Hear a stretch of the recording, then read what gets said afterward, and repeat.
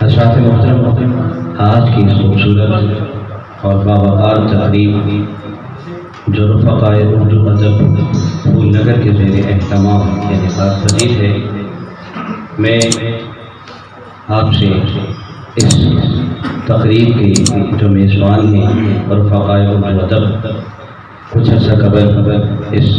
خوبصورت تنظیم کا قیام جو ہے وہ پھول نگر میں عمل میں آیا، اور اسے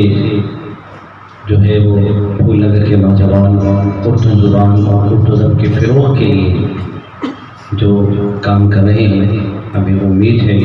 کہ آپ ان کی اس کاوش کو سراہتے ہوئے ان کے ساتھ مستقبل میں بھی ہر ممکن تعاون جو ہے وہ جاری رکھیں گے، تاکہ جو خوبصورت کام اور جو اس کام سے وابستہ لوگوں کی حوصلہ افزائی کا بیڑا انہوں نے اٹھایا ہے،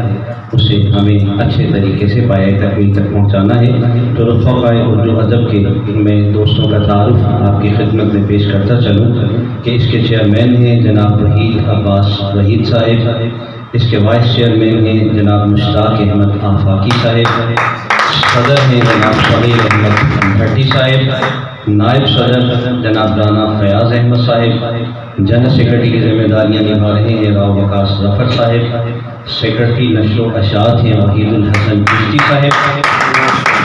اور معاونین شامل ہیں جناب شیخ رشید احمد صاحب، یہ ہمارے مقامی شیخ رشید ہیں، وزیر داخلہ نہیں ہیں، جناب حاجی شاہد اکرام صاحب، اور مشیر خاص ہیں رفقائے اردو ادب کے جناب نذیر نصر صاحب۔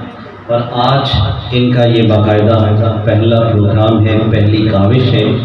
جو اردو مشاعرے کے حوالے سے آپ کے سامنے ہے، اور امید ہے کہ آپ ان کی بھرپور جو ہے حوصلہ افزائی فرمائیں گے۔